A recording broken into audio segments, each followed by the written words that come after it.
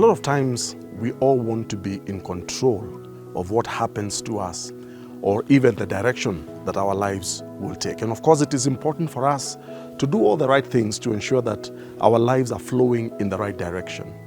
But too many times we try so much to be in control, to be on the steering wheel, that we have no room for God.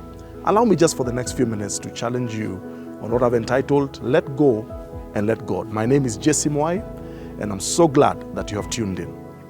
As I've already said, that many times we want to control the outcomes, our circumstances, everything that we do. We want to control what happens and what comes into our lives and what goes into our lives. Yet the Bible reminds us that the steps of a righteous man are ordered by the Lord. There is a place where God orders our steps. And the walk of faith is such that I must be able to trust that God knows the way that my life is supposed to be headed in. He knows the direction. He knows what I'm made of. He's the one who made me. He's the one who understands me. He made me for a certain purpose and a certain reason. There's a certain rhyme and a reason to my life. So He knows me better than I even know myself. And I have to learn to let go and let God. And I want to just challenge you, even in this broadcast, to learn to let go and let God. The first thing that you must understand is that in this life, not everything will make sense. Some things will actually not make much sense to our finite minds. Some outcomes in your life may not make sense. Some things that may happen to you may not make sense. But you must come to a place where you acknowledge that you cannot understand everything, you're not in control of everything, and just say, Lord, I may not understand this, but Lord, I leave it in your hands. Lord, I allow you to do whatever it is that you want to do with me. So understand, the first thing is that not everything will make sense. The second thing, if you're going to let go and let God, is that please understand that in this life, sometimes you will do everything right, but sometimes you may not get the result that you are anticipating. You may do everything right. You have done your best. You have put in the effort.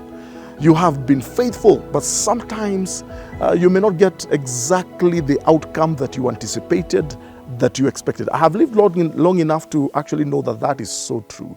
It does not mean that you have sinned. It does not mean that you have messed up. It just means that you're not in control. All you're in control of is the choices that you make. All you're in control of is what you can do. But sometimes it may not yield the result. But if it does not yield the result of what you are expecting, you have still done what you should have done. And let God determine the rest.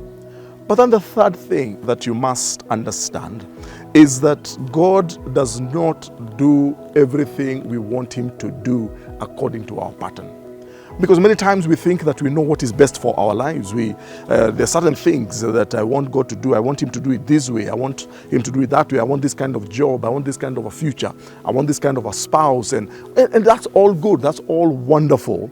But even with all the things that I want and with all the desires that I have, and it is great to have those desires because the Word says that He's the one who gives us the desires of our hearts, I must always learn to in prayer, to kneel before God and in surrender and say, not my will, but yours be done. In other words, nonetheless, this is what I want, but I know you have a better plan for my life.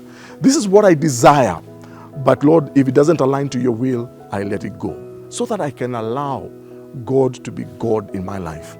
Let go and let God. And I'll tell you this, that when we learn to let go and let God in every area of our lives, sometimes, yes, it may bring us to some rocky places, some rough patches in our lives, but I have learned that that is the best place, is the best decision you can do for yourself as you journey in this journey of faith, to just let go and let God. Let Him dictate your life. Let Him be in charge of your life. If this video has blessed you, please share it with somebody else and let them also be blessed. God bless you. Until next time.